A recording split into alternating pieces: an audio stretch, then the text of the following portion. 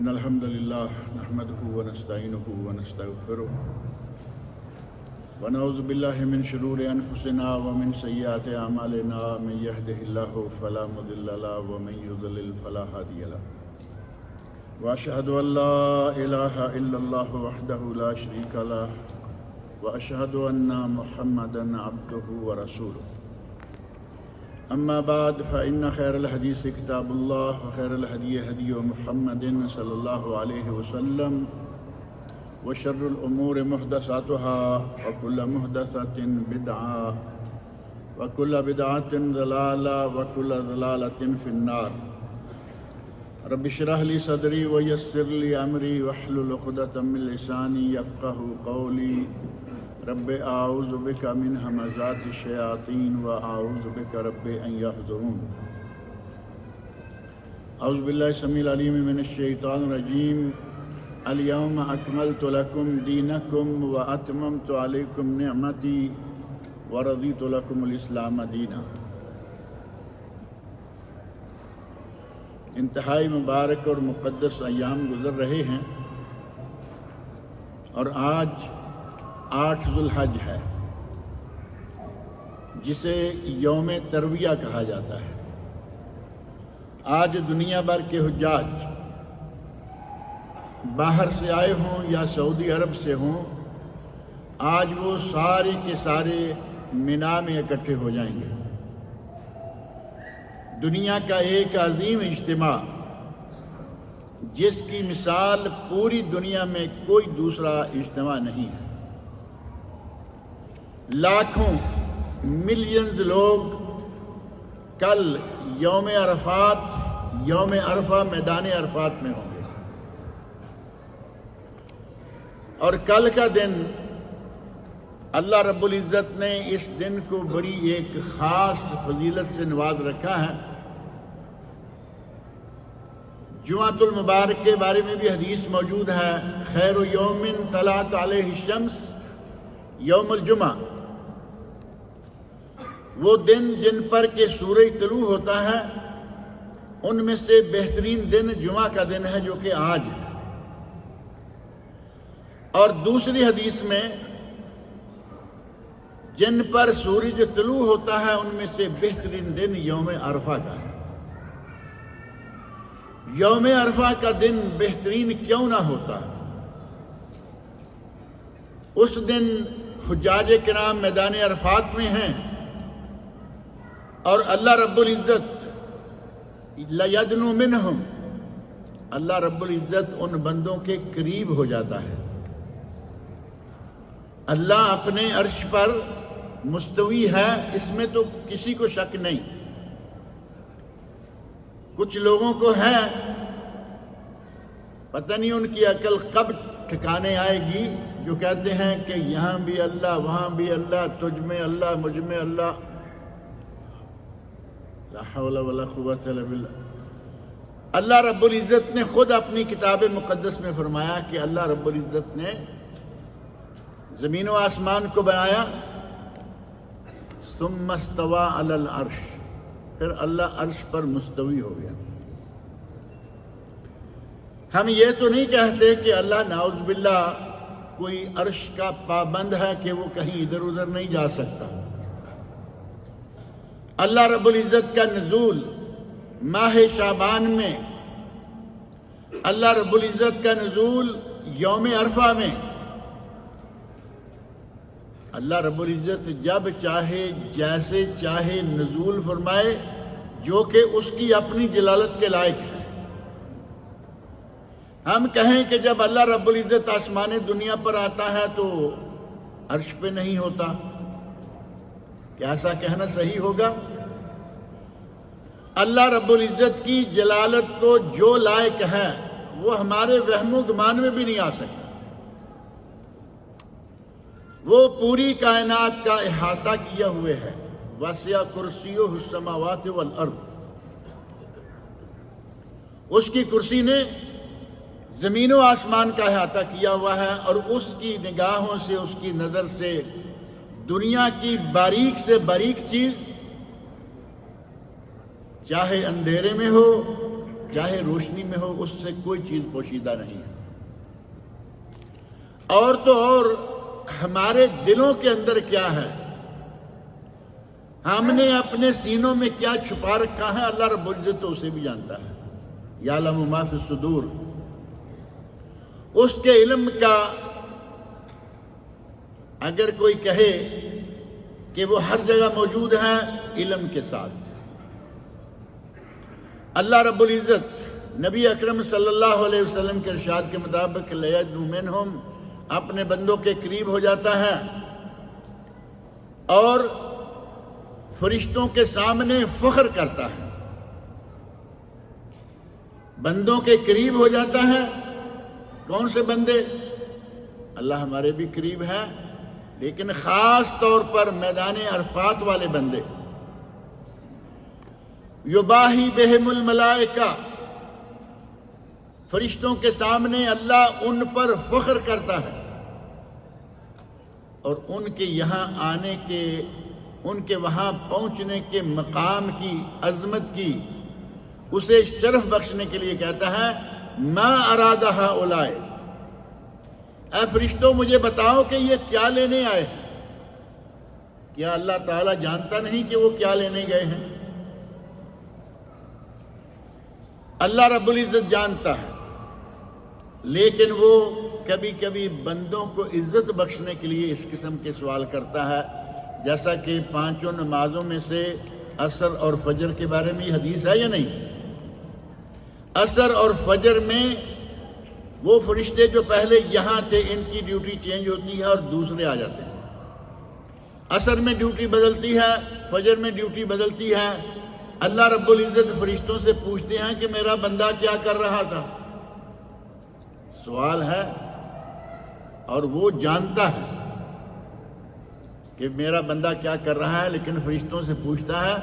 فرشتے کہتے ہیں کہ اللہ تیرا بندہ نماز پڑھ رہا، عصر کی نماز پڑھ رہا تھا، تیرا بندہ فجر کی نماز پڑھ رہا تھا، تاکہ اس بندے کی عظمت میں اضافہ ہو، اس کی عزت و شرف میں اضافہ ہو۔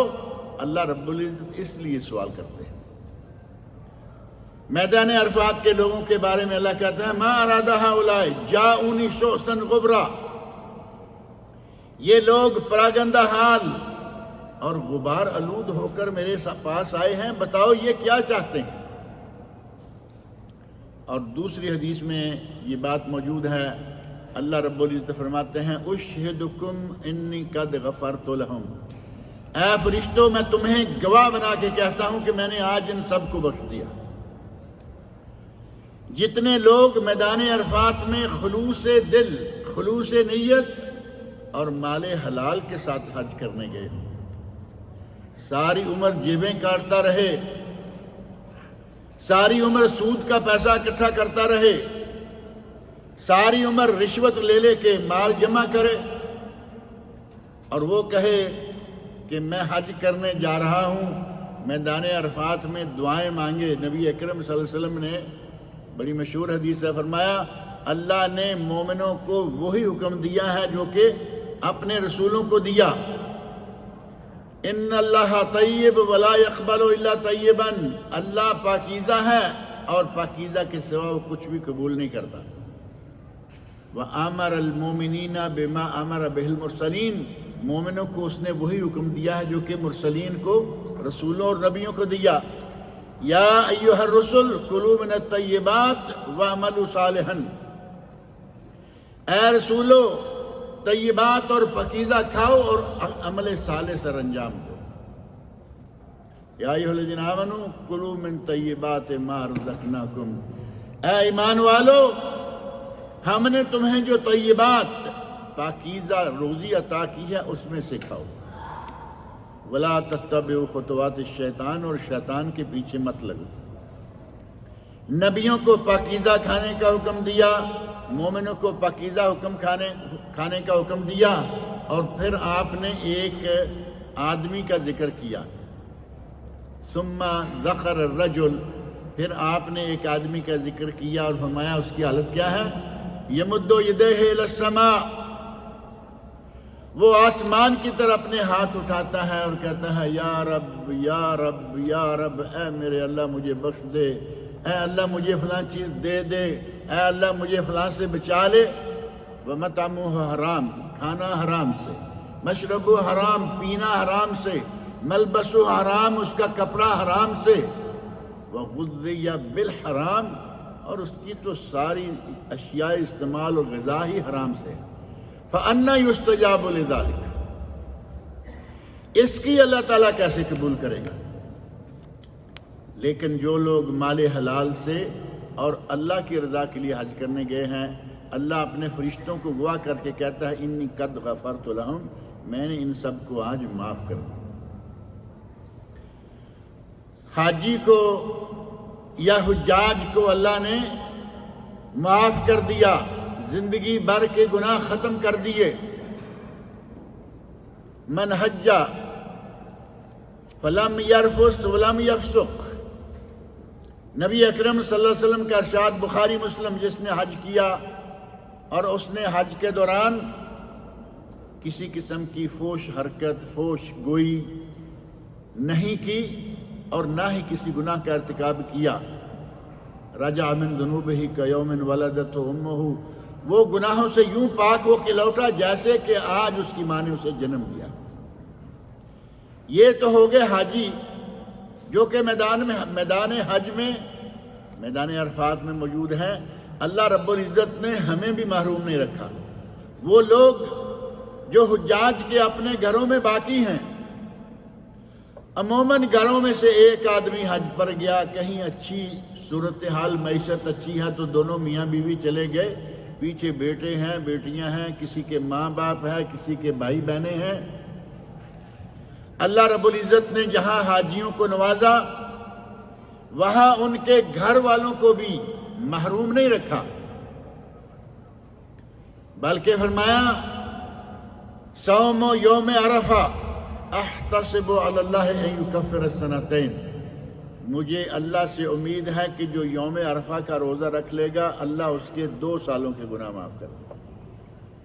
ہمارے لیے بہترین موقع، جو لوگ میدان حج میں موجود نہیں ہیں وہ روزے رکھیں، اور یہ روزے سنت ہیں کہ پورے 9، ہمارے لیے پورے 9 اور حجاج کرام کے لیے پورے 8، کیونکہ حاجیوں کے لیے روزہ رکھنا نبی اکرم صلی اللہ علیہ وسلم کی سنت سے ثابت نہیں۔ یہ بات بارہا کی گئی کہ آپ میدان عرفات میں کچھ اس انداز سے سارا دن مشغول رہے، ذکر و دعا اس انداز سے کرتے رہے کہ اونٹنی پر سوار ہیں، اور یہ وقوف عرفہ کئی گھنٹے آپ اپنی اونٹنی پر سوار ہیں، کوئی حرکت نہیں، کوئی ادھر نہیں، کچھ ادھر نہیں، دعائیں مانگ رہے ہیں ہاتھ سینے تک، اور مانگنے کا انداز جیسے کا استطعام المسکین، حدیث میں آتا ہے کہ جیسے کوئی مسکین کھانا مانگتا ہے، اللہ سے دعائیں مانگ رہے ہیں، روزہ نہیں رکھا ہوا،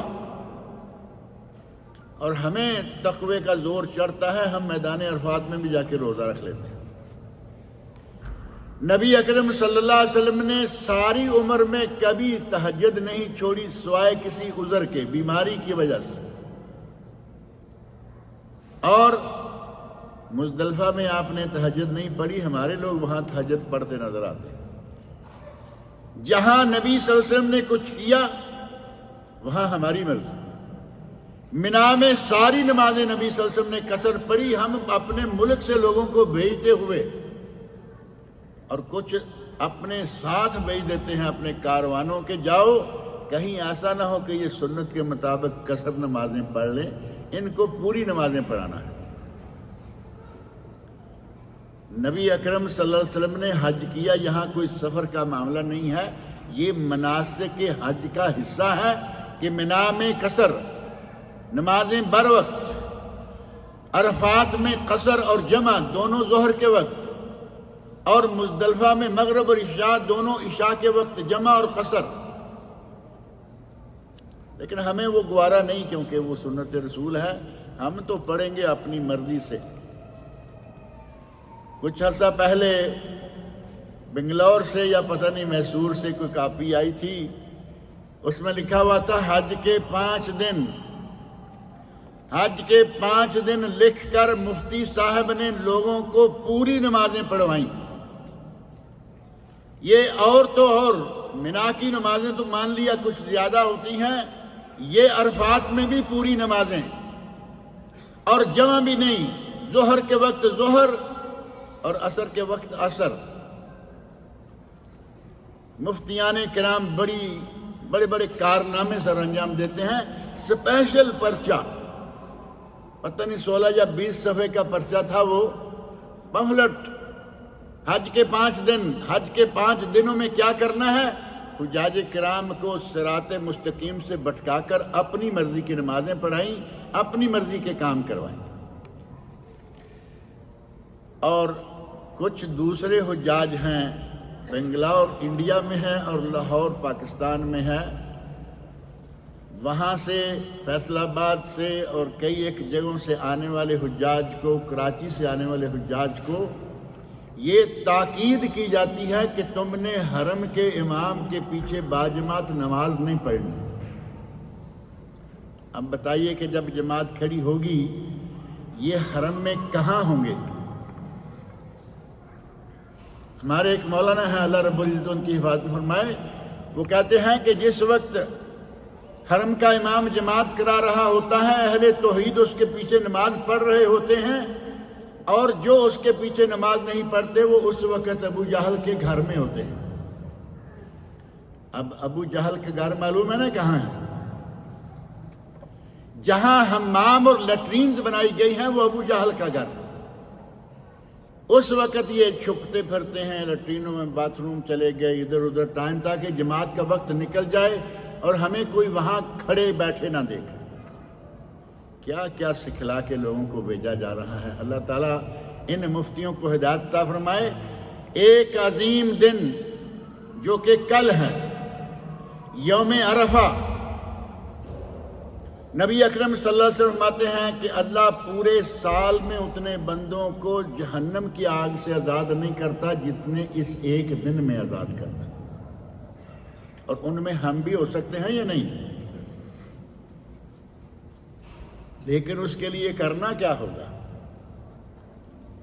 اس دن میں مغفرت حاصل کرنے کے لیے ہمیں کیا کرنا پڑے گا؟ ایک تابعی ہیں سفیان ثوری رحمہ اللہ، بہت بڑے امام بھی ہیں، وہ ایک تابعی کے پاس گئے، دوسرا شخص ہے، اور ان سے جا کے پوچھا، کہتے ہیں عبداللہ بن مبارک، امام عبداللہ بن مبارک اور ابن المبارک بڑے معروف تابعی ہیں اور بہت بڑے امام اور عالم ہیں۔ وہ امام سفیان ثوری کے پاس گئے عشیت عرفہ۔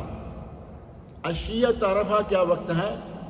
ظہر کے بعد اور بالخصوص عصر کے بعد۔ یہ سارا دن ہی دعاؤں کا ہے، سارے دن میں ذکر و دعا کریں، لیکن بالخصوص ظہر کے بعد نمازیں، پہلے خطبہ سنیں اور اس کے بعد نمازیں پڑھیں، اور کھانا کھانا ہے تو کھائیں، کھانا منع تو نہیں، حجاج کرام کے لیے کھانا منع نہیں، نبی اکرم صلی اللہ علیہ وسلم کھاتے پیتے نہیں دیکھے گئے، باقاعدہ آپ کو دودھ کا پیالہ دیا گیا تو آپ نے پیا، ورنہ نہ مانگا ہے نہ پیا ہے۔ کھائیے پیئے، لیکن عصر کے، ظہر کے بعد، خصوصاً عصر کے بعد اللہ کے حضور خاص طور پر تھوڑا وقت نکالیے۔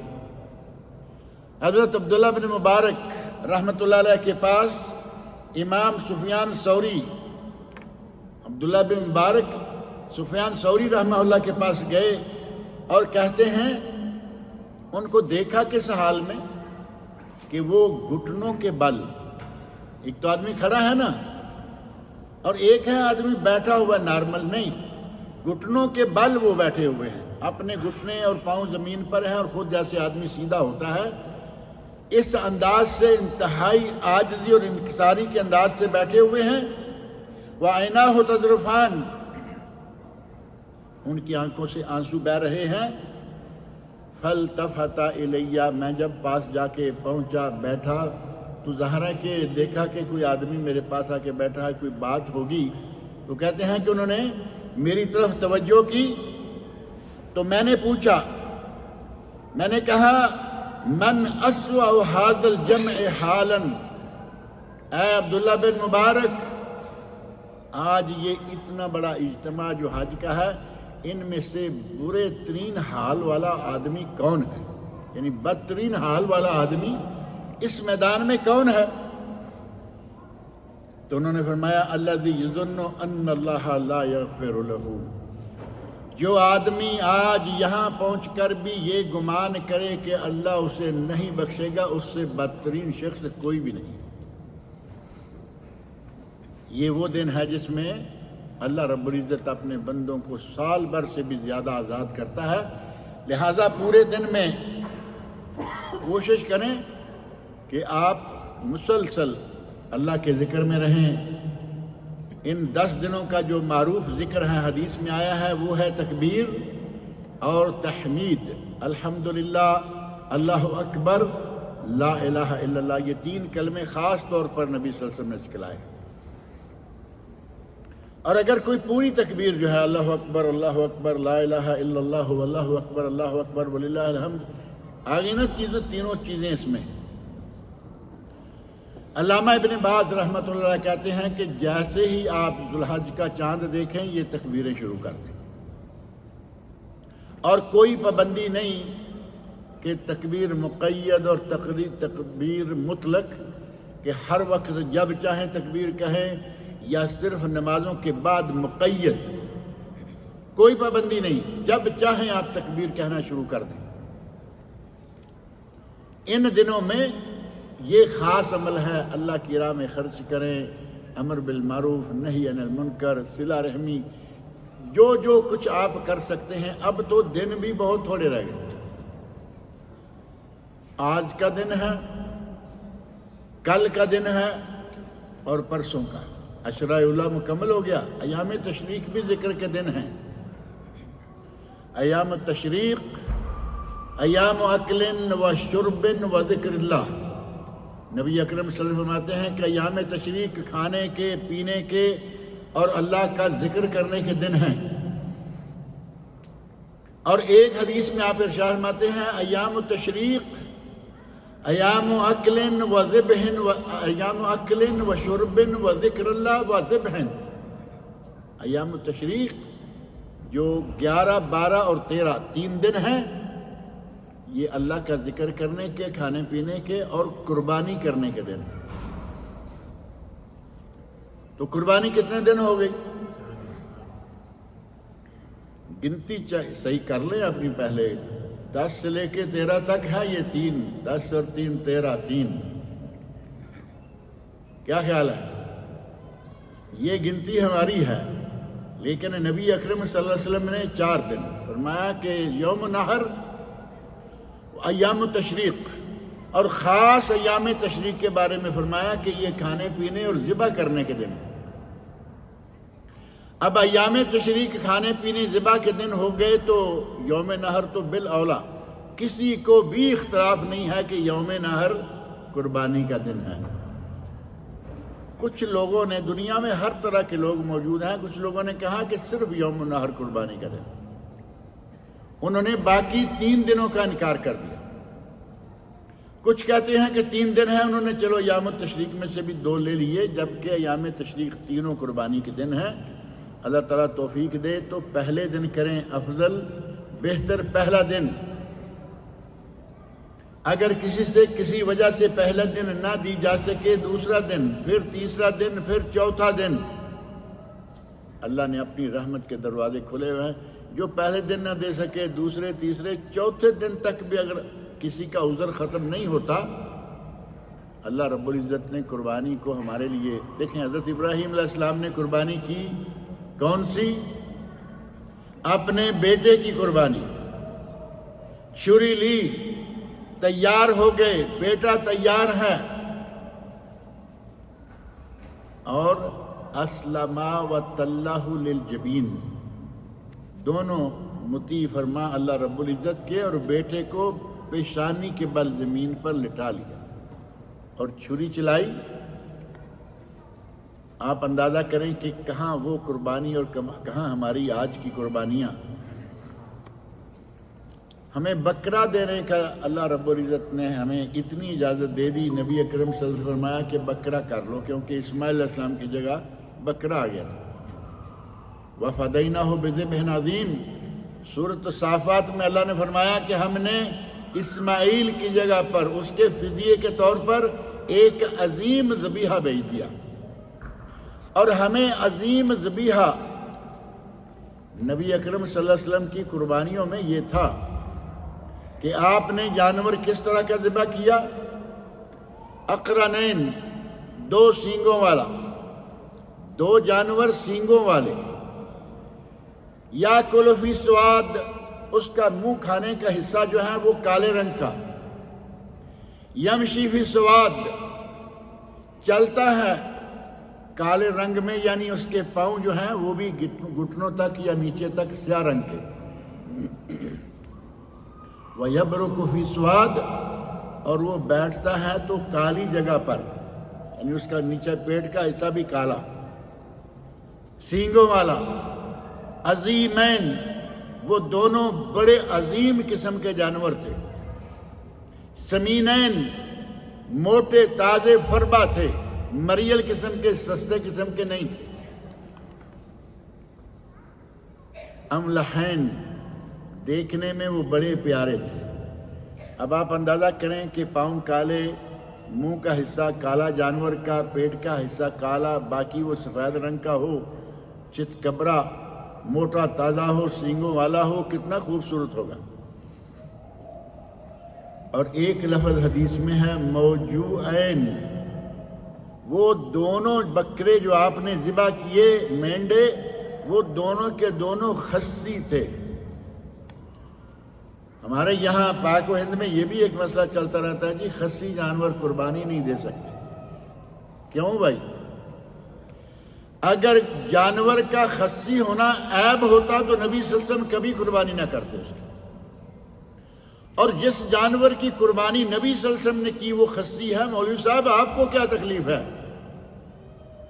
آپ لوگوں کو کیوں روکتے ہیں؟ ایک جانور کو اس نیت سے رکھ لیا کہ یہ میرا قربانی کا جانور ہے، اور اسے خصی کرا لیا تاکہ یہ موٹا تازہ ہو، فربا ہو، اور اس کا گوشت بھی صاف ستھرا، سمیل سے خالی ہو۔ کیا یہ عیب ہے سارا؟ یہ تو قربانی کو سجانے، بنانے، بڑھانے، پالنے، تولنے کا ذریعہ ہے۔ نبی اکرم صلی اللہ علیہ وسلم نے اس قسم کا جانور قربانی میں ذبح کیا۔ جانور آج لے کر کل ذبح کر سکتے ہیں، لیکن صحابہ کرام اور آج تک لوگ جانور کو پالتے آ رہے ہیں، پالتے ہیں تاکہ جانور ہمارے سامنے اس کو کھلاتے ہیں، پلاتے ہیں، نہلاتے ہیں، رنگا رنگ قسم کے رنگ لگاتے ہیں۔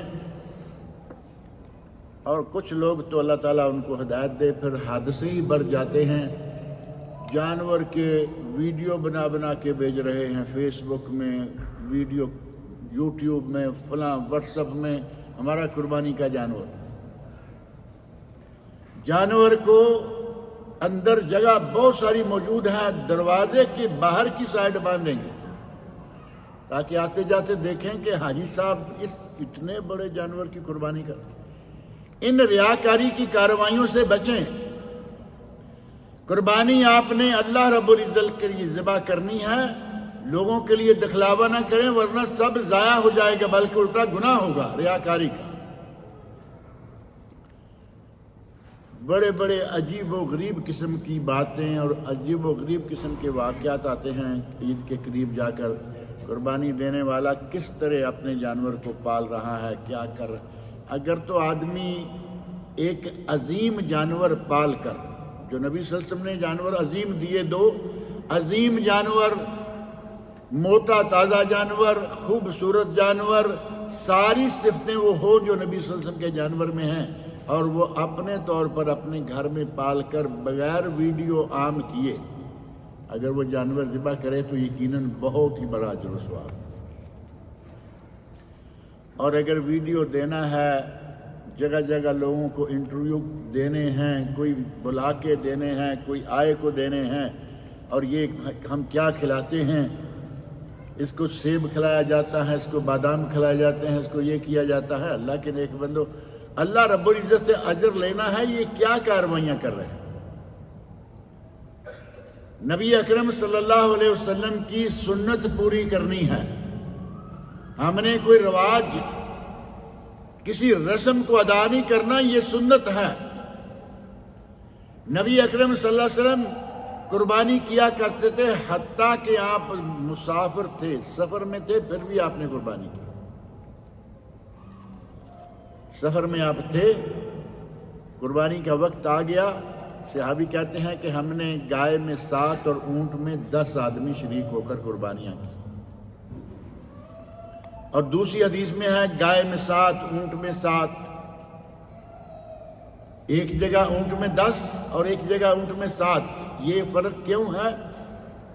اہل علم نے اس کو، دونوں حدیثوں کو جمع کیا کہ اگر حج کی ہدی ہو، حاجی کی ہدی ہو تو اس میں اونٹ اور گائے 7 برابر، اگر گھروں کی قربانی ہو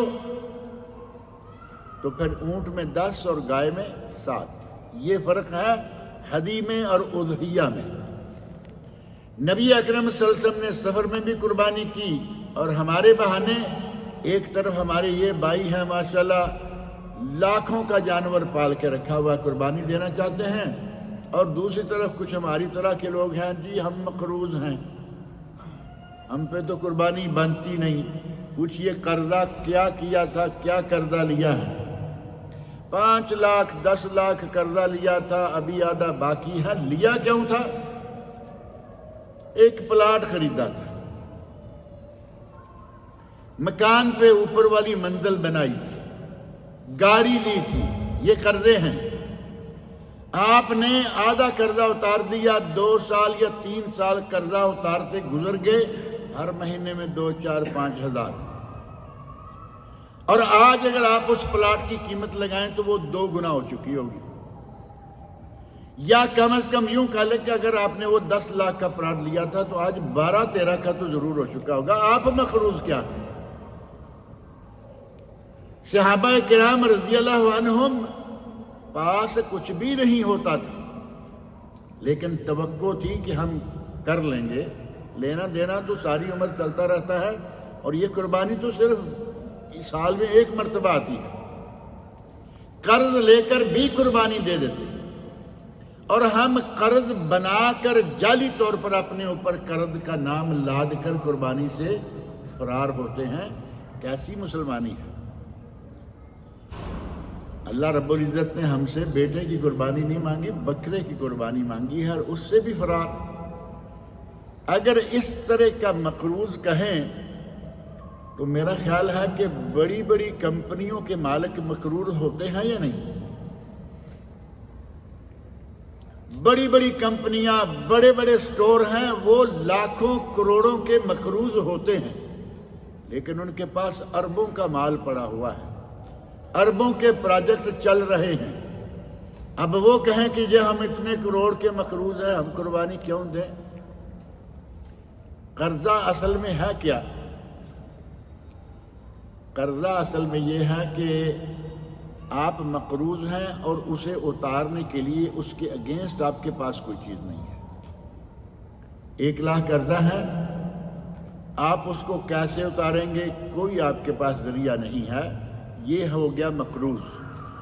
ماہانہ سیلری چل رہی ہے، کوئی کاروبار ہے، چھوٹا ہے بڑا ہے، اس میں سے آمدنی آ رہی ہے، کوئی نہ کوئی سلسلہ آمدنی کا مسلسل بنا ہوا ہے۔ علامہ ابن باز رحمۃ اللہ علیہ، علامہ ابن عثیمین رحمۃ اللہ علیہ سعودی عرب کے بڑے مشہور و معروف مفتی ہیں، وہ کہتے ہیں کہ اگر قرضہ اتارنے کی گنجائش موجود ہو، اگلی سیلری، دوسری سیلری، تیسری سیلری، اگر اس قسم کا ذریعہ موجود ہو تو قرض لے کر بھی قربانی کریں۔ کیش اتنا پیسہ موجود نہیں، قرض لے کر بھی حج کر لیں، کیونکہ کوئی نہیں جانتا کہ اگلے سال تک زندہ رہیں گے یا نہیں رہیں گے۔ اللہ رب العزت نے ہمارے لیے یہ موقع دوبارہ مہیا کر دیا ہے، اور کل کا دن وہ دن ہے جس دن اللہ رب العزت نے ہم پر بہت سے انعامات کیے. اللہ رب العزت نے ہم پر ہمارا دین مکمل کیا. ہمارا دین مکمل ہے یا نہیں؟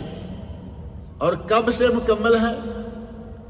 جب سے اللہ رب العزت نے نبی اکرم صلی اللہ علیہ وسلم کو میدان عرفات میں پہنچایا اور آپ پر یہ آیت نازل فرمائی. سورہ مائدہ کی آیت نمبر 3 کا حصہ ہے. الیوم اکملت لکم دینکم، آج میں نے تم پر تمہارا دین مکمل کر دیا. واتممت علیکم نعمتی، تم پر میں نے اپنی نعمت کا اتمام کر دیا. ورضیت لکم الاسلام دینا، اور میں نے تمہارے لیے دین اسلام کو پسند کر دیا. کتنا بڑا دن ہے ہمارے لیے وہ. کون سا؟ کل کا یوم عرفہ. نبی اکرم صلی اللہ علیہ وسلم میدان عرفات میں موجود ہیں، اور اس آیت کے نزول کے بارے میں ایک یہودی حضرت عمر فاروق رضی اللہ عنہ سے کہتا ہے، امیر المومنین نبی صلی اللہ علیہ وسلم کو نبی اسلام تو وہ نہیں کہتے تھے، کیونکہ وہ بدبخت نبی مانتے نہیں تھے. امیر المومنین کہتے ہیں، ڈائریکٹ عمر نہیں کہا. کہتے ہیں امیر المومنین، اگر کبھی یہ آیت ہم لوگوں کے لیے نازل ہوتی، یعنی تورات کے بارے میں یہ آیت نازل ہوئی ہوتی کہ آج ہم نے تمہارا دین مکمل کر دیا، نعمت کا اتمام کر دیا، اور تمہارے دین کو ہم نے پسند کر لیا. وَرَضِيتُ لَكُمُ الْإِسْلَامَ دِينًا، ہم نے اسلام کو تمہارے لیے پسند کر لیا. گویا کہ اسلام اللہ کا ہمارے لیے پسندیدہ دین، اللہ کی نعمت، اس قرآن کریم کی اور اس شریعت کی تکمیل. اگر یہ آیت کبھی ہمارے لیے نازل ہوتی تو ہم اس دن کو عید بناتے. حضرت عمر فاروق کہتے ہیں، ارے کم وقت، ہماری تو اس دن 2 عیدیں تھیں، تم ایک عید کی بات کر رہے ہو. اور وہ کیسے؟ کہتے ہیں کہ مجھے یاد ہے جس دن یہ آیت نازل ہوئی اس دن ہم میدان عرفات میں تھے، اور جمعہ کا دن تھا. جمعہ بھی ہماری عید، اور یوم عرفات، عرفہ بہت بڑی عید، بہت بڑا اجتماع. کہا کہ یہ نہ سمجھو کہ ہمیں معلوم نہیں، ہمارے لیے وہ بہت ہی بڑا خوشی کا دن تھا. اور یہ بات میں اکثر کہتا رہتا ہوں کہ اللہ نے یہ اعلان کر دیا کہ ہم نے تمہارا دین مکمل کر دیا، ہمارے مولوی ماننے کو تیار نہیں. آج تک دین میں نئی سے نئی چیزیں آ رہی ہیں نا. میرا خیال ہے کہ ان چیزوں کا تذکرہ کریں گے تو بات لمبی ہو جائے گی. ہر مہینے میں، ہر دن میں کچھ نہ کچھ نئی سے نئی چیز. ایک چیز آج ایجاد کرتے ہیں، اگلے سال اس میں کچھ ترقی ہوتی ہے، پھر ترقی ہوتی ہے. ترقی کرتے کرتے ہماری بدعات ایک ایسا رنگ اختیار کر جاتی ہیں کہ اگر کوئی کامن سینس کا آدمی بھی دیکھے تو وہ سمجھے کہ یہ جہالت کا نمونہ ہے. یہ لوگ عید میلاد پر جو کیک کاٹا گیا، اور کیک کاٹنے والوں نے ہیپی برتھ ڈے یا رسول اللہ بھی کہا نا، ویڈیو دیکھی ہوگی آپ نے. ہیپی برتھ ڈے یا رسول اللہ، ایسے جیسے اپنے بچے کا برتھ ڈے منا رہے ہیں. عیسائیوں سے برتھ ڈے آیا، تم نے اپنے بچوں پہ اس کو منایا. اللہ کے بندو، اللہ کے نبی کو تو معاف کر دو. ایک بدعت کو آج ایجاد کرتے ہیں، آہستہ آہستہ اس کو ترقی دیتے چلے جاتے ہیں. قبر پر اذان دینے کی بدعت آئی. نبی اکرم صلی اللہ علیہ وسلم نے کبھی اذان نہیں کہی، نہ کہلوائی کسی سے کہ بھائی اس کی قبر پر اذان دے دو. ہمارا مولوی کہتا ہے کہ جب بچہ دنیا میں آتا ہے، جب بچہ دنیا میں آتا ہے تو اذان کہی جاتی ہے. اب یہ دنیا سے جانے لگے تو اس کی قبر پر بھی اذان کہیں. ایک عرصے تک یہ بات چلتی رہی، پھر کچھ لوگوں نے اسے ترقی دی. ہر بدعت کو آہستہ آہستہ ترقیاں دیتے ہیں. ہمارے ایک مولوی صاحب اٹھے اور انہوں نے قبر کے پاس کھڑے ہو کر، بلکہ اس میت کے ایسے پاؤں دائیں بائیں کر کے میت کو اپنے نیچے کر کے یہاں جیسے منہ آ جائے کہ بیٹا کہو. اب یہ اندازہ کریں وہ قبر میں ہے، فوت ہو چکا ہے. اب یہ تلقین کیا کر رہے ہیں؟ بیٹا کہو من ربو کا، تمہیں سوال کیا جا رہا ہے. گویا کہ یہ فرشتوں کو بھی دیکھنا شروع ہو گئے، پاؤنڈ ڈالر دیکھ دیکھ کے فرشتوں کو دیکھنے تک بھی پہنچ گئے. بیٹا کہو ربی اللہ، میرا رب اللہ ہے. اللہ کے بندے وہ سنے گا اب تمہاری بات، اور تمہاری باتوں پر وہ فرشتوں کو جواب دے گا. اس طرح ہم اپنی بدعات کو بڑھاتے ہیں. اللہ رب العزت نے 1450 سال پہلے میدان عرفات میں اعلان کر دیا تھا کہ آج تمہارا دین مکمل، کوئی کمی، کوئی نقص، کوئی عیب باقی نہیں رہا. کسی مولوی کو یہ جرت نہیں ہونی چاہیے کہ عبادت کے نام سے اس دین میں کوئی چیز داخل کرے، لیکن مولویوں کو روک کون سکتا ہے؟ اور پھر مشکل یہ ہے کہ ہماری روزی روٹی جڑی ہوئی ہے ان چیزوں کے ساتھ. اگر یہ ساری چیزیں چھوڑ دیں. ایک آدمی نے پچھلے دنوں ایک چھوٹا سا مضمون کہیں یا تحریر کریں، چھوٹی سی تحریر لکھی. اس نے کہا کہ اگر لوگ قرآن کریم کو ترجمہ سمیت پڑھ لیں تو یہ ساری خرافات اور بدعات چھوڑ دیں. یہ بات صحیح ہے یا نہیں؟ کیونکہ جو آدمی قرآن کریم کو ایک مرتبہ ترجمے کے ساتھ پڑھ لے گا، اسے نہ وہاں عید میلاد النبی نظر آئے گی، نہ تیجا، نہ کل شریف، نہ ساتہ، نہ دسواں، نہ چیلم، نہ عرس. روٹی ان کے پیٹ پہ لات آئے گی یا نہیں آئے گی؟ مشکل یہ ہے کہ ساری عمر قرآن پڑھتے ہیں، لیکن قرآن کیا کہتا ہے، کیا کہہ رہا ہے ہمارے لیے، قرآن میں پیغام کیا ہے، اس کی ہم کوئی قدر نہیں کرتے، معلوم ہی نہیں ہے. اللہ رب العزت نے ہمارے لیے دین کو مکمل کر دیا، نعمت مکمل کر دی، اور یہ بذات خود ایک عظیم نعمت ہے کہ اللہ نے ہمارے لیے دین اسلام کو مکمل کر دیا. اور وہ دن بھی کل کا دن جو کہ یوم عرفہ کا دن ہے.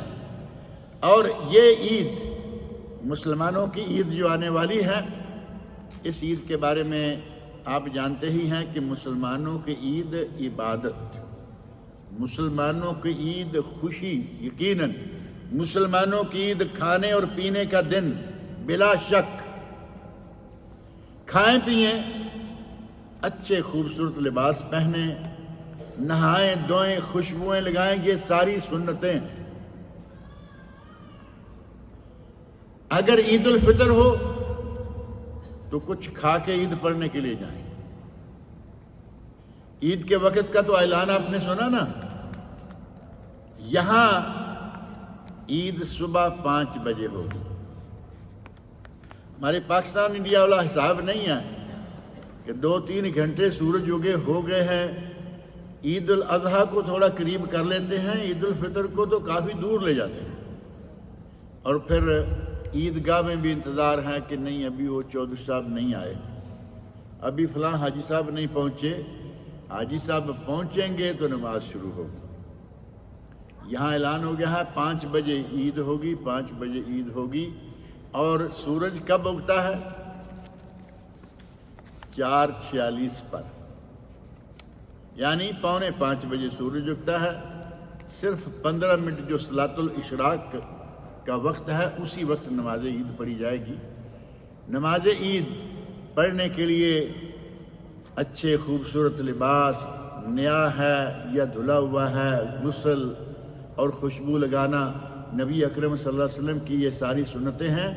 کھائیں پئیں، لیکن آتے ہوئے تکبیریں، اللہ اکبر، اللہ اکبر، لا الہ الا اللہ، واللہ اکبر، اللہ اکبر وللہ الحمد، آتے ہوئے بلند آواز سے تکبیریں کہتے ہوئے، جاتے ہوئے تکبیریں کہتے ہوئے، پورا عید کا دن تکبیریں کہتے ہوئے 11، 12 اور 13 ایام تشریق تکبیریں کہتے ہوئے گزاریں. ہمارے دن جو عیدیں ہیں، ہماری عیدیں خوشیاں بھی ہوتی ہیں، ہماری عیدیں کھانے اور پینے کے دن بھی ہوتے ہیں، اور ان سب سے بڑھ کر ہماری عیدیں عبادت کے دن ہوتے ہیں۔ اس کے برعکس آپ دیکھیں گے عیسائیوں کی عیدیں، کرسمس آتی ہے تو معلوم ہے کتنی خرافات اور کتنے گناہ، اور کچھ بھی ہو یا نہ ہو شراب پینے کی انتہا۔ یہ عیسائیوں کی عید ہو، کوئی یہودیوں کی عید ہو، ہمارے ہندوؤں کی عیدیں آتی ہیں بڑی، ان کے یہاں تو میرے عیدیں ہوتی رہتی ہیں، ہر مہینے میں کوئی نہ کوئی چیز آئی ہوتی ہے، شراب میں اور برا حال۔ اللہ رب العزت نے ہمیں بڑی پاکیزہ عید، عبادت کا دن عید ہو، عبادت کریں۔ اور یہ دن جو ہے ہمارا کل والا دن، اللہ رب العزت اس میں اپنے بندوں کو آزاد کرتا ہے۔ کوشش کریں کہ کل والے دن خاص طور پر ظہر کے بعد، ظاہر ہے کہ آپ نے تو روزہ رکھا ہوا ہوگا نا، میدان عرفات میں نہیں، اور پاکستان انڈیا میں موجود لوگ آج روزہ رکھے ہوئے ہوں گے، اور کچھ نہیں رکھتے، کہتے ہیں صرف 9 کا ہی رکھیں گے، جبکہ یہ 9 روزے ہیں۔ میں نے بات عرض کی ہے پہلے بھی کہ غیر حجاج کے لیے 9 اور حجاج کے لیے 8۔ اگر کوئی چاہے تو سارے رکھے، 9 رکھے، اور نہیں تو کم از کم 2 تو رکھ لیں، 8 کا روزہ رکھ لیں، کیونکہ حاجی پاکستان انڈیا کی تاریخ کے حساب سے 8 تاریخ کو میدان عرفات میں ہوتے ہیں، اور 9 کا رکھ لیں، کیونکہ وہ آپ کی 1400 سال کی تاریخ ہے کہ لوگ اپنے ملکوں میں 9 تاریخ کو روزہ رکھا کرتے تھے۔ یہ بات صحیح ہے یا نہیں؟ یہ کنفیوژن پیدا کب سے ہوا؟ یہ جو کنفیوژن بنا ہے کب سے بنا؟ جب سے نیٹ آ گیا، انٹرنیٹ آ گیا، ٹی وی آ گیا، سیٹلائٹ آ گیا۔ اب لوگ دیکھتے ہیں کہ لوگ میدان عرفات میں ہیں، ہم روزہ کیوں نہ رکھیں؟ بھائی رکھو، کون روکتا ہے نہ رکھو؟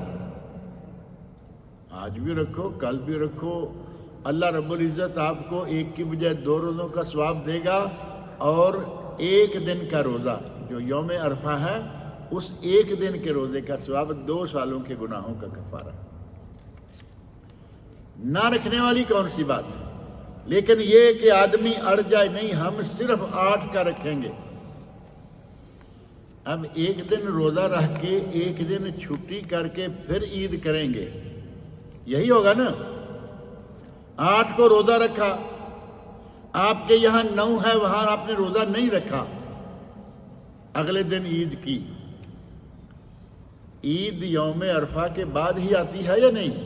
ہر جگہ آپ اس بات کو ذہن میں رکھیں کہ آج یوم عرفہ ہو، اگلے دن عید۔ یہاں کل یوم السبت سیٹرڈے یوم عرفہ ہوگا، اور اتوار سنڈے عید، ایسا ہی یا نہیں؟ اور وہاں جو صرف 1 روزے پہ اڑ جاتے ہیں اور 8 کے روزے پہ اڑ جاتے ہیں، 1 دن روزہ، اگلے دن چھٹی، اگلے دن عید۔ آپ دونوں روزے رکھ لیجئے، زیادہ ثواب کمائیے، اس میں پریشانی والی کون سی بات ہے؟ اللہ رب العزت نے حاجیوں کو اور ہمیں غیر حاجیوں کو اکٹھا کر دیا ہے اس اعتبار سے کہ وہ تکبیر اور تلبیہ کہتے ہیں، ہم تکبیریں کہتے ہیں۔ وہ ہدی 10 تاریخ کو حج کی قربانی ہدی قربان کریں گے، ہم اضحیہ اپنے گھروں کی قربانیاں کریں گے۔ وہ اللہ کا ذکر کرتے ہیں، ہم اللہ کا ذکر کریں گے، وہ دعائیں مانگتے ہیں، ہم انشاءاللہ دعائیں مانگیں گے۔ اللہ رب العزت امت اسلامیہ کو اس دن، ساری امت اسلامیہ کو اللہ تعالیٰ بخش دے، اس کے لیے کوئی وعید نہیں۔ یہ ایک مسئلہ ہے کہ اللہ رب العزت نے نام سے امت اسلامیہ، لیکن کچھ لوگوں کے بارے میں فرمایا کہ میں انہیں نہیں بخشوں گا، ہے نا ذہن میں آیت؟ اللہ تعالیٰ نے فرمایا ہے ان اللہ لا یغفر ان یشرک بہ ویغفر دون ذلک لمن یشاء۔ اللہ کسی کو یہ تو معاف نہیں کرے گا کہ کوئی اس کے ساتھ کسی کو شریک ٹھہرائے، اس کے علاوہ وہ جسے چاہے جو چاہے معاف کر دے۔ اللہ رب العزت تمام مسلمانوں کو معاف کر دے، تمام مسلمانوں کو بخش دے۔ قربانیوں کے لیے خاص طور پر تیاریاں کریں، جانور اچھا تلاش کریں، اور قربانی کرنے کے 4 دن عید کے لیے کوشش کریں کہ اپنے ساتھ اپنی خواتین کو لائیں۔ یہاں تو آپ کو کوئی روک نہیں پائے گا، کیونکہ یہاں تو سب کو معلوم ہے کہ عورتوں کا عیدگاہ میں آنا، آپ اندازہ کریں کہ 5 وقت کی فرض نماز کے لیے نبی اکرم صلی اللہ علیہ وسلم نے عورتوں کو مسجد میں آنے کا حکم نہیں دیا، صرف اتنا فرمایا لا تمنعوا اماء اللہ مساجد اللہ، اے لوگو اللہ کی بندیوں کو مسجدوں سے نہ روکو، یعنی مسجد میں آنا چاہتی ہیں روکو نہیں، لیکن یہ نہیں کہا کہ اے خواتین مسجدوں میں آؤ، یہ نہیں کہا کہ اے لوگو اپنی بیویوں بیٹیوں کو مسجدوں میں لاؤ، نہیں، لیکن عید کے بارے میں خاص طور پر آپ نے حکم فرمایا کہ عید میں عورتیں بھی آئیں، یہاں تک کہ جو حیض والی عورتیں ہیں، جن کو پیریڈ آیا ہوا ہے، جنہوں نے نماز نہیں بھی پڑھنی، وہ بھی آئیں۔ جس کے پاس آج الحمدللہ ایک عورت کے پاس 20 درجنوں کپڑے ہوتے ہیں، اس وقت کچھ لوگ ایسے بھی تھے کہ جن کے پاس باہر نکلنے کے لیے اتنی چادر نہیں تھی کھلی، تو فرمایا اگر کسی کے پاس بڑی چادر نہیں ہے وہ اپنی بہن کے ساتھ اس کی چادر میں چھپ کے آ جائے یا اس کی چادر لے لے، لیکن وہ عیدگاہ میں ضرور آئے۔ اور ہمارے یہاں بڑا سختی سے منع کرتے ہیں، جی خبردار عیدگاہ میں جانا آج کا دور ہے، اور ایک بڑا بہترین بہانے تو ہمیں آتے ہیں نا، قربانی سے بھاگنے کا بہانہ ہم مقروض ہیں، اور آج بڑا بہانہ عیدگاہ میں نہ جانے کا کہ دنیا میں فتنہ بہت ہے۔ اچھا، عید کے لیے 1 گھنٹے کے لیے فتنہ دنیا میں بہت ہے، اور 24 گھنٹے عورتیں، اور انہی کی عورتیں کبھی بازار نہیں گئیں؟ ان روکنے والوں کی عورتیں بازار میں جاتی ہیں یا نہیں؟ ضرورت کے وقت بازاروں میں جاتی ہیں، پارکوں میں جاتی ہیں، سب جگہ جاتی ہیں۔ نہیں جانے دینا تو جہاں نبی نے حکم دیا ہے وہاں نہیں جانے دینا، بڑی عجیب سی بات ہے۔ اور ایسے بڑے بڑے خطرناک قسم کے واقعات پیش آئے۔ مسجد میں آنے کے لیے، تراویح پڑھنے کے لیے خواتین نے آنا چاہا، ان کے شوہروں نے کہا کہ ہماری خواتین تراویح پڑھیں گی، مسجد میں آئیں گی، تو اس معاملے نے اتنا طول پکڑا، یہ واقعہ بڑا معروف ہے، میں نے کئی مرتبہ یہاں ذکر کیا ہے، معاملے نے اتنا طول پکڑا کہ اس مسجد کو گرا دیا گیا۔ کہا کہ اگر اس مسجد میں عورتیں تراویح کے لیے آئیں گی ہم یہ مسجد ہی توڑ دیتے ہیں، توڑ دی۔ اور توڑنے والے کون ہیں؟ جو اتحاد امت کا نعرہ لگاتے تھکتے ہی نہیں۔ کہیں ذرا اختلافی مسئلہ کرو سب سے پہلے یہ کھڑے ہو جائیں گے، جی اتحاد امت، ہمیں مل کر رہنا ہے، اختلافی بات نہیں کرنی۔ ارے بدبختو، اللہ کا گھر گرا دیا، اور کون سا اختلاف تمہارا باقی ہے؟ مسجد توڑ دی، اور سبب کیا ہے کہ یہاں عورتیں کیوں آئیں گی؟ بازاروں کو بھی توڑ دو، گلیوں کو بھی بند کر دو، اپنے گھروں میں تالے لگاؤ، عورتوں کو باہر نہ آنے دو، پھر تم مان لیں گے۔ ہر جگہ جائیں اور مسجد میں نہ آئیں، ہر جگہ جائیں اور سال کے بعد 2 مرتبہ عیدگاہ میں نہ آئیں۔ کس قسم کی شریعت لے کے تم بیٹھے ہو؟ تمہیں کن فتنوں کا خطرہ ہے؟ اپنے گھر کا ماحول رکھا ہوا ہو، اسلامی ماحول بنایا ہوا ہو، باہر کے فتنے آپ کو کیا کریں گے؟ کچھ لوگ عجیب قسم کی باتیں کرتے ہیں، برقعے کا، حجاب کا اور پردے کا کہا گیا، تو خواتین میں سے وہ لوگ ہیں وہ کہتی ہیں جی پردے کی کیا ضرورت ہے، دل کا پردہ ہوتا ہے، دل کا پردہ ہے۔ یعنی ہم دل سے اتنی پارسار پاک باز ہیں کہ ہمیں چہرہ چھپانے کی، جسم چھپانے کی ضرورت نہیں ہے، ہمارا دل ہی پردے میں۔ اب اس خاتون سے کوئی پوچھے کہ ام المومنین حضرت عائشہ صدیقہ نعوذ باللہ، تم سے ان کا دل برا تھا؟ حضرت فاطمہ تو زہرا رضی اللہ عنہا، نبی صلی اللہ علیہ وسلم کی لخت جگر، کیا ان کا دل اچھا نہیں تھا؟ وہ تو صحابہ کرام کی بیویاں، نبی صلی اللہ علیہ وسلم کی بیویاں، نبی صلی اللہ علیہ وسلم کی بیٹیاں پردہ کریں اور تمہارا دل؟ یہ وہی بات ہمارے مولویوں کی ہے کہ فتنے کا خطرہ ہے، عورتوں کو مسجدوں میں نہ آنے دو۔ قربانی کے مسائل کے ضمن میں ایک بات بڑی آج کل مشہور ہے کہ بھینس کی یا کٹے کی قربانی ہو جاتی ہے یا نہیں۔ بڑا خلجان بنا ہوا ہے، تشویش بنی ہوئی ہے لوگوں میں۔ صحیح بات یہ ہے کہ افضل ترین قربانی وہ ہے جو نبی اکرم صلی اللہ علیہ وسلم نے کی۔ آپ نے اونٹ کی قربانی کی، گائے کی قربانی آپ کے سامنے ہوئی، مینڈے کی، بکرے کی قربانی، جو 8 جانور یا 4 جانور نر اور مادہ کر کے، اونٹ اور اونٹنی، گائے اور بیل، بکری اور بکرا، بھیڑ اور مینڈا، یہی 4 جانور ہیں نا۔ 4 جانور مؤنث مذکر ملائے تو 8۔ یہ 8 جانور قرآن کریم میں مذکور ہیں۔ نبی اکرم صلی اللہ علیہ وسلم نے جن جانوروں کی قربانی دی ہے وہی دیں افضل، بہت اچھا۔ حدیث میں ان کا ذکر ہے، قرآن میں ان کا ذکر ہے، لیکن اگر کوئی آدمی کسی ایسی پوزیشن میں آ جائے کہ اسے ان جانوروں میں سے کوئی مل نہیں رہا، اگر مل رہا ہے تو بھینس وغیرہ مل رہی ہے۔ بعض اہل علم نے کہا، جن میں بڑے بڑے علماء برصغیر پاک و ہند کے، ایک مذہب کے اپنے علماء جو ہیں ان میں بھی اختلاف ہے بھینس کی قربانی کے بارے میں۔ شیخ الاسلام مولانا ثناء اللہ امرتسری رحمۃ اللہ علیہ، بڑے مشہور و معروف، جن کی بد دعا سے مرزا غلام احمد قادیانی لیٹرین میں گر کر مرا، وہ کہتے ہیں کہ بھینس کی قربانی ہو جاتی ہے۔ مولانا عبدالقادر عارف حصاروی، بہت بڑے عالم اور مفتی گزرے ہیں، 8-7 جلدوں میں ان کا فتویٰ اور مقالات شائع ہوا ہے، انہوں نے کہا کہ قربانی ہو جاتی ہے، بھینس کی قربانی ہو جاتی ہے۔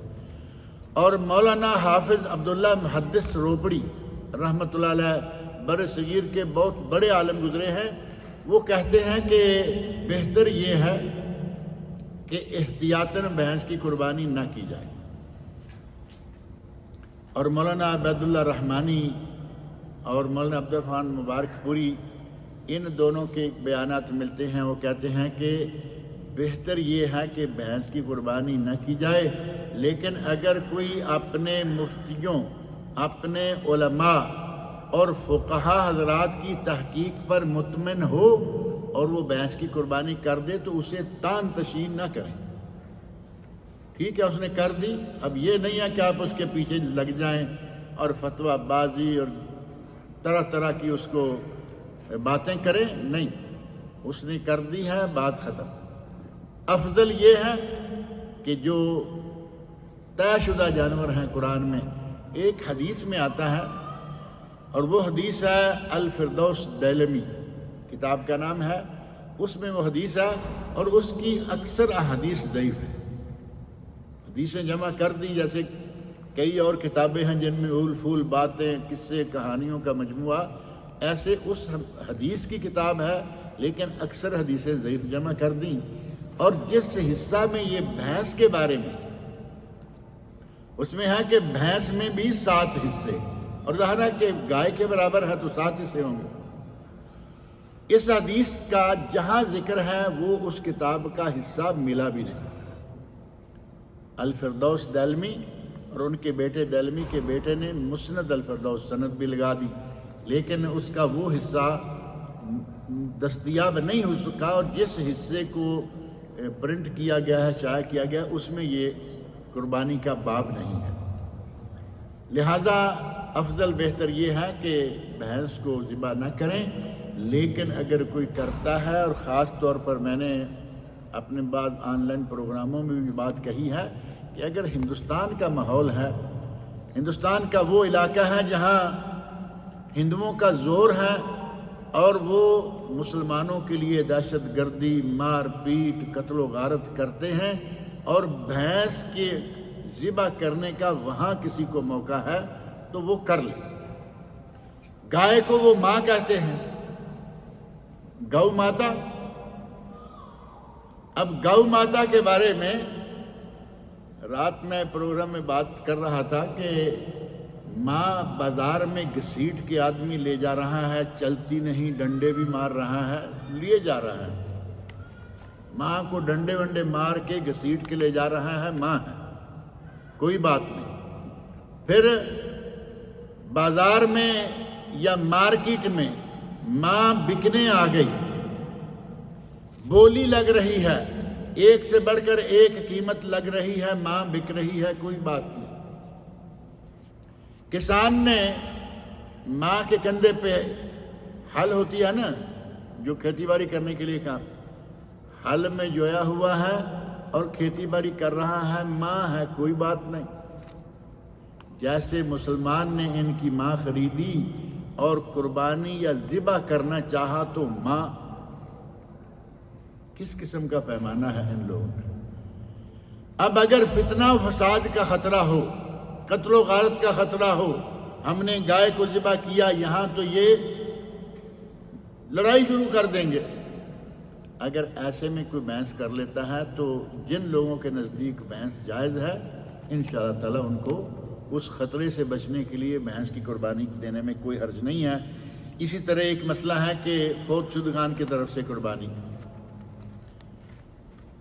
ہمیں کل کسی نے پوچھا کہ میں تو ہمیشہ نبی پاک صلی اللہ علیہ وسلم کی طرف سے ایک قربانی کرتا ہوں اور ایک گھر والوں کی طرف سے، اور لوگ بہت سارے کرتے ہیں، اور بہت سارے لوگ جو ہیں اس ایک قربانی میں نبی پاک نہیں، یہ قربانی تمام انبیاء اور رسل کی طرف سے، نبی صلی اللہ علیہ وسلم کی طرف سے، صحابہ تابعین اور تمام صالحین کی طرف سے، شہداء اور صدیقین کی طرف سے۔ اب پتہ نہیں اپنے گھر والوں کے لیے بھی کچھ بچا یا نہیں، لیکن گھر والوں کی طرف سے ایک قربانی کو کہاں کہاں پہنچاؤ گے؟ 1,00,000 کم و بیش 24,000 تو صرف انبیاء ہیں۔ مان لیا کہ وہاں ہم نے بوٹیاں تو نہیں پہنچانی۔ اللہ نے قرآن کریم میں فرمایا ہے سورۃ الحج میں، لَن يَنَالَ اللَّهَ لُحُومُهَا وَلَا دِمَاؤُهَا، اللہ کو بوٹیاں اور خون نہیں پہنچتا ان قربانیوں کا، وَلَكِنْ يَنَالُهُ التَّقْوَى مِنْكُمْ، اسے تمہارے دلوں کا تقوی پہنچتا ہے۔ لیکن بات کم از کم معقولیت میں تو ہو کہ بھائی کتنے لوگوں کے، صدیقین، شہداء، صالحین، اولیاء، صحابہ، انبیاء، فوت شدہ کی طرف سے اگر کوئی قربانی کرنا ہی چاہے، پہلی بات اور صحیح تر بات، چونکہ اختلافی مسئلہ ہے، صحیح تر بات یہ ہے کہ اپنی قربانی میں اپنے فوت شدہ والد ہے، والدہ ہے، کسی کی بیوی ہے، کسی کا شوہر ہے، اس میں اس کو شامل کر لے، اللہ خیر سے۔ اور اگر توفیق ہے، زیادہ کرنا چاہتا ہے تو پھر ایسا کرے کہ ایک جانور مستقل فوت شدہ کی طرف سے اور ایک اپنے گھر والوں کی طرف سے۔ ہمارے یہاں ایک غلطی یہ بہت عام ہے کہ یہ تو کیا کہ فوت شدہ کی طرف سے کرنی ہے، لیکن وہ صرف فوت شدہ کی طرف سے کرتے یا اپنی نہیں کرتے۔ ہم نے اس مرتبہ اپنے بابا کی طرف سے قربانی کی، اور تمہاری قربانی نہیں، وہی بابا کی۔ بابا کے لیے قربانی کرنا یا ماں کے لیے قربانی کرنا یہ نفل ہے، اور آپ کے لیے قربانی کرنا، بعض اہل علم نے کہا کہ یہ فرض یا واجب ہے۔ یہ سورت جو دوسری رکعت میں آج سنی ہے آپ نے، اِنَّا أَعْطَيْنَاكَ الْكَوْثَرَ فَصَلِّ لِرَبِّكَ وَانْحَرْ، یہاں امام ابن کثیر اور دیگر بہت سارے ائمہ نے کہا کہ اس کے کئی معنی ہیں، لیکن سب سے صحیح ترین معنی یہ ہے کہ اللہ کے لیے نماز پڑھو، فَصَلِّ لِرَبِّكَ وَانْحَرْ، اور اس کے لیے قربانی کرو۔ اس لفظ کی وجہ سے اور نبی اکرم صلی اللہ علیہ وسلم کی احادیث کی وجہ سے کہا گیا کہ قربانی واجب ہے، لیکن جمہور اہل علم کہا کہ قربانی واجب نہیں بلکہ سنت مؤکدہ ہے۔ چلیے سنت مؤکدہ ہی مان لیتے ہیں، اور ایک طرف نفل ہے، والدین کی طرف سے، فوت شدگان کی طرف سے قربانی کرنا نفل، اپنی اور گھر والوں کی طرف سے قربانی کرنا واجب یا سنت مؤکدہ۔ اگر فوت شدہ کی طرف سے کر دی، خود اپنی طرف سے نہ کی تو کیا ہوگا؟ آپ نے جیسے وضو کیا، تیار ہوئے، مسجد میں آئے اور مسجد میں آ کے 4 سنتیں پہلی پڑھی اور 2 سنتیں بعد والی پڑھی اور گھر چلے گئے، ظہر کی نماز ہے، فرض چھوڑ دیے، اب اس کی نماز کیا ہوگی؟ جو اصل کام تھا وہ چھوڑ گیا، پہلی بھی 4 سنتیں پڑھ لیں، بعد میں بھی 2 پڑھ لیں، اور جو 4 فرض تھے وہ چھوڑ دیے، اس کا حال وہ ہوگا۔ آپ 2 جانور لیجئے، ایک فوت شدگان کی طرف سے، ایک اپنا اور گھر والوں کی طرف سے۔ جو فوت شدگان والا ہے، علماء نے کہا چونکہ اس میں اختلاف ہے کہ وہ قربانی ہوگی یا صدقہ، وہ سارا گوشت بانٹ دے، اور جو آپ کے اور اپنے گھر والوں کی طرف سے ہے وہ پورا گوشت کھا لے۔ اب مثال کے طور 20-20 25-25 کلو گوشت نکلتا ہے، 50 کلو گوشت ہے، 25 پورا بانٹ دیں، اس گوشت کا ذبح کر کے الگ ہی رکھیں، وہ بانٹ دیجئے، یہ 25 آپ کے پاس ہے، کھائیے۔ مستحب یہ ہے کہ اس کے 3 حصے کر لیں، لیکن اگر نہیں کرتے تو انشاءاللہ کوئی حرج نہیں۔ نبی اکرم صلی اللہ علیہ وسلم نے فرمایا تھا کلو وادخروا وتصدقوا، کھاؤ بھی، صدقہ بھی کرو اور ذخیرہ بھی کرو، یعنی آپ اپنے گھر میں کھانے کے لیے 3 دن سے زیادہ آپ رکھ سکتے ہیں۔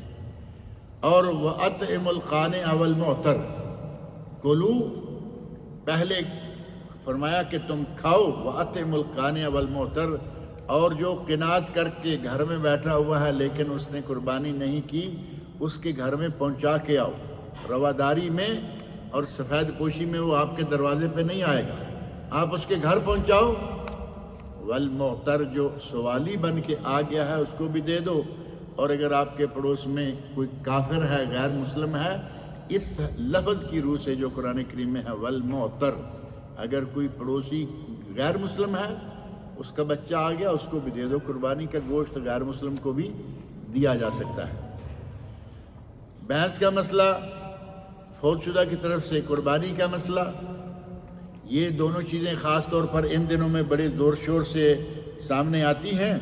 نبی اکرم صلی اللہ علیہ وسلم نے جو جانور ذبح کیا وہی بہتر ہے، لیکن بھینس جائز قرار دینے والوں کے نزدیک جائز ہے۔ اور اگر عورت اپنی طرف سے، بعض دفعہ ہے نا کہ شوہر بھی کام کر رہا ہے، بیوی بھی کام کر رہی ہے، بیوی کہتی ہے کہ میں بھی دیتی ہوں، دے، ایک گھر کی طرف سے ایک قربانی کافی ہے، چاہے اس گھر میں 50 لوگ ہوں، ایک چولہا اور ایک اکاؤنٹ، ایک قربانی کافی، جتنی زیادہ کریں گے اتنا ثواب بڑھتا چلا جائے گا۔ آپ اندازہ کریں کہ حاجی کے لیے بھی تو ایک قربانی کافی ہے نا، نبی صلی اللہ علیہ وسلم نے 100 اونٹ کیے، 100 اونٹ جو 700 لوگوں کی طرف سے کافی ہوتے تھے، آپ نے اکیلے اپنی طرف سے کیے، تو جتنی چاہے قربانی کریں، لیکن کفایت کی حد تک ایک۔ پچھلے دنوں ایک مولوی صاحب کہہ رہے تھے کہ نہیں، گھر میں جتنے لوگ کماتے ہیں سب قربانی کریں، یعنی بیوی بھی قربانی کرے، بچے بھی قربانی کریں۔ اب جب سارے کا سارا حساب صرف بڑی سرکار کے پاس ہے، گھر میں والد صاحب موجود ہیں، جو بھی کماتے ہیں لا کے والد کو، والدہ کو دیتے ہیں، اور وہی سارا گھر کا حساب کتاب چلا رہے ہیں، کھانا پینا اکٹھا ہے، حساب اکٹھا ہے، آپ کے لیے ایک قربانی کافی ہے۔ لیکن جتنے لوگ کما رہے ہیں اگر اس حساب سے زیادہ دیں گے ثواب زیادہ، لیکن کفایت کی حد تک صرف ایک کافی ہے۔ یہ جو ہر گھر میں ہر فرد، بلکہ میں نے وہ فتویٰ خود سنا، مولوی صاحب کہہ رہے ہیں کہ بیٹا بالغ ہو گیا، چاہے وہ نہیں بھی کماتا وہ قربانی دے۔ کہاں سے اتنی ہمارے یہاں فقاہت آ گئی کہ وہ نہیں بھی بالغ ہو چکا ہے؟ بالغ ہونے کے ساتھ اس کا مطلب یہ ہوا کہ اس پہ قربانی فرض ہو گئی ہے۔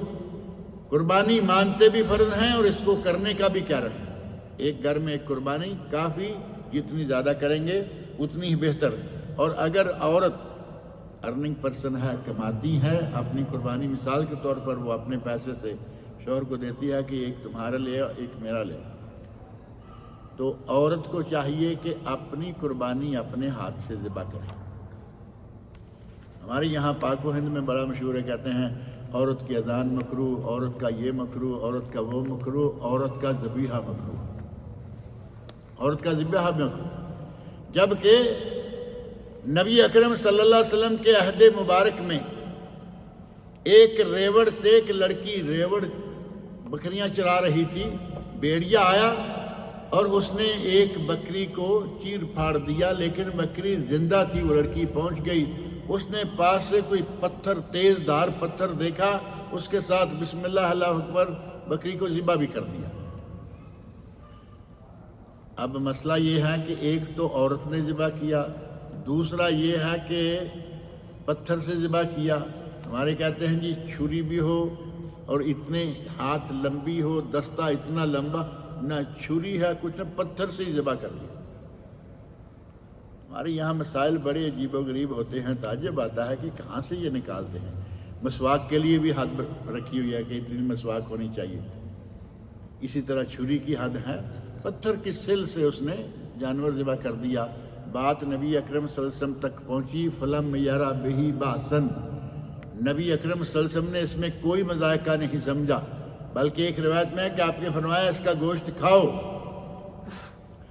اور حضرت ابو موسیٰ اشعری رضی اللہ عنہ، مشہور و معروف نام ہے ابو موسیٰ اشعری رضی اللہ عنہ، اپنی بیٹیوں کو حکم دیا کرتے تھے کہ اپنی قربانی کا جانور خود اپنے ہاتھوں سے ذبح کیا کرو۔ ہمارے مولوی کہتے ہیں جی مکروہ ہے، نبی صلی اللہ علیہ وسلم کے سامنے عورت کا ذبیحہ آیا، آپ نے مکروہ قرار نہیں دیا۔ ایک صحابی جو نبی صلی اللہ علیہ وسلم کے شاگرد ہیں، ان کے یہاں جانور ذبح کرنے کے لیے وہ اپنی بیٹیوں کو کہہ رہے ہیں کہ جانور ذبح کرو، اپنے ہاتھوں سے کرو، کوئی مکروہ والی بات نہیں۔ جانور دوندا، مسنہ جس کو دودھ کے دانت جو ہیں، میرا خیال ہے کہ یہ دیہاتوں میں یہ تو عام ہے کہ لوگ دیکھتے ہیں جانتے ہیں کہ مسنہ دودھ کے دانت جس کے ٹوٹ چکے ہوں، دو دانت ٹوٹے ہوں، اس کو کہتے ہیں دوندا یا مسنہ، اور بعض کہتے ہیں دو دانتا۔ لفظ سمجھ میں آ رہا ہے یا نہیں؟ مسنہ عربی میں، دو دانتا اردو میں، اور دوندا خاص مرحلہ پنجابی میں ہے۔ دوندا جانور ہونا چاہیے، سالوں کا حساب نہیں، حدیث میں دانتوں کا حساب ہے۔ دو دانتے جانور کب ہوتے ہیں؟ اونٹ کے بارے میں کہا گیا کہ چھٹے سال میں جا کر، لیکن شرط نہیں کہ ہوا یا نہیں ہوا، دیکھنا ہوگا کہ دو دانتا ہوا یا نہیں ہوا۔ اور گائے اور بکری عام ممالک میں 3 سال میں جا کے دو دانتا ہوتی ہے، اور برصغیر پاک و ہند کا شاید کوئی آب و ہوا کا اثر ہے، وہاں دوسرے سال میں ہی وہ بکری بھی اور گائے بھی دو دانتا ہو جاتی ہے۔ اگر کسی کو کسی بھی شکل میں کوئی جانور ایسا نہیں مل رہا کہ وہ دو دانتا ہو، لیکن اگر وہ کھیرا جانور ہے لیکن ہے بھیڑ کا، موٹا تازہ ہے، دو دانتا بھی نہیں ہوا، سال ہو گیا اس کی عمر کا، 13 مہینے ہو گئے، سال سے زیادہ، 13، 14، 15، دو دانتا نہیں ہوا، اس کو آپ ذبح کریں، انشاءاللہ وہ بھی قربانی میں صحیح ہوگا۔ مریل نہ ہو، کانا نہ ہو، لنگڑا نہ ہو، ایسا بوڑھا لاغر نہ ہو کہ اس کو چلنے وقت مشکل پیش آ رہی ہو، یعنی اس کی ہڈی میں گودا تک نہ رہا ہو، وہ جانور تلاش کریں جو نبی اکرم صلی اللہ علیہ وسلم نے دیا ہے۔ ہمارے سامنے نیکیاں کمانے کا یہ بہت بڑا موقع موجود ہے، آ رہا ہے، آ گیا ہے۔ کوشش کریں کہ ہر آدمی جتنا بھی ہو سکے ان دنوں سے فائدہ اٹھائیے۔ حج کے موقع پر نبی اکرم صلی اللہ علیہ وسلم نے جو خطبہ ارشاد فرمایا تھا، خطبہ حجۃ الوداع، اس میں بہت ساری بڑی اہم باتیں کہی گئی ہیں، لیکن اب وقت نہیں ہے، شاید کوئی موقع بنے کہ خطبہ حجۃ الوداع کا جو مضمون ہے وہ آپ کے سامنے رکھا جائے۔ 2 لفظوں میں صرف اتنا سمجھ لیں کہ اگر یہ کہا جائے کہ انسانی منشور، انسانی حقوق کا منشور، جسے انسانی حقوق کا چارٹر کہتے ہیں، جسے اب سے 10 20 50 سال پہلے UN اور وہ نے مل کر بنایا، اگر اس چارٹر کو دیکھا جائے اور نبی اکرم صلی اللہ علیہ وسلم نے جو خطبہ دیا ہے اس کے پوائنٹس کو دیکھا جائے، ان کا چارٹر اس کے سامنے زیرو بھی نہیں ہے۔ انسانوں کا، جانوروں کا، مردوں کا، عورتوں کا، غلاموں کا، آزادوں کا، نبی اکرم صلی اللہ علیہ وسلم نے سب کے بہترین حق بیان فرمائے۔ ان کے یہاں کتا مر جائے تو سوگ ہوتا ہے، اور مسلمانوں کو بدبخت بھیڑ بکری کی طرح ذبح کر رہے ہیں، اس کی پرواہ نہیں۔ یہ انسانی چارٹر ہے، یہ انسانی حقوق ہے۔ اللہ رب العزت مسلمانوں کو ساری دنیا میں جہاں جہاں کہیں مظلوم ہیں، اللہ ان کی مدد فرمائے۔ اللہ رب العزت ان ظالموں کے ہاتھوں سے ان کی جان چھڑائے۔ اللہ تعالیٰ مجھے اور آپ سب لوگوں کو نیک عمل کی توفیق